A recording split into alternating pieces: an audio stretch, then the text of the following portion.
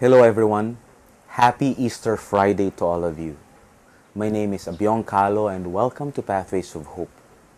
Our gospel for today is taken from John chapter 21 verses 1 to 14. And in this gospel we can see Jesus appearing and revealing himself to his disciples the third time after his resurrection. And we can read in this gospel that Peter may be disillusioned because he just witnessed his master died on that cross. And so he decided to go back fishing. I don't know if this was an experience of backsliding or just wanting to remember once again that beautiful encounter with Jesus. I think it's the latter. During the time, Jesus appeared to them. And when John recognized that it was the Lord, Peter got so excited. He jumped off the boat and then ran towards Jesus.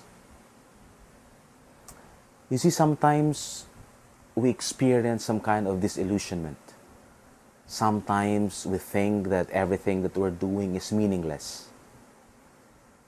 Let's go back to the fervor of our first love. Let's remember the encounter that we had with Jesus the first time we said yes to Him. And my prayer is that we will encounter Jesus just like how the disciples encountered Jesus. And that encounter might also rekindle in us the fervor of our first love.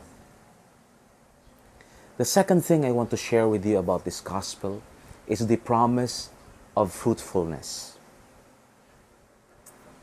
They were able to bring in 153 fish. I don't know why the writer wrote this detail. That was a very exciting moment for them, encountering Jesus. I don't think they had time to count all the fish that they caught. But according to Saint Jerome, a famous Bible commentator, said that at that time, the Greek zoologist cataloged 153 different kinds of fish or species of fish. I think this is already a prefigurement of the mission that Jesus gives to His disciples, that one day they're going to become fishers of men and that they're going to make disciples of all nations. It's a promise of fruitfulness, that the scope of the mission is large and we are to make disciples of all nations. The last thing I would like to highlight in this gospel is that we can only experience fruitfulness if we get directions from Jesus Christ.